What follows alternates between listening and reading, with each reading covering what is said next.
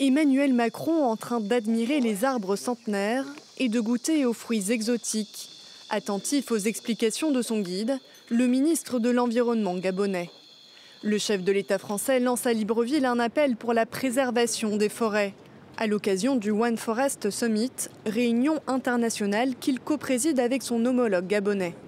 Première étape d'un voyage africain tourné vers l'avenir, loin de l'époque coloniale selon lui.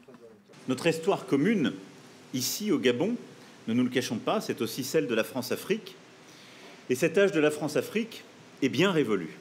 Emmanuel Macron entend repartir sur de nouvelles bases sur le continent, où l'influence française est très contestée.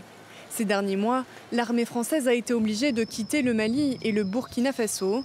Le président affiche désormais une nouvelle stratégie militaire.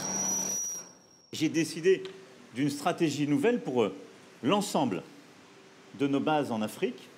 Les besoins sont là, la piraterie maritime s'intensifie, l'orpaillage clandestin se multiplie, les crimes environnementaux liés justement au trafic de stupéfiants dans la région, liés aux mouvements terroristes qu'on connaît par ailleurs dans la région du lac Tchad, sont présents.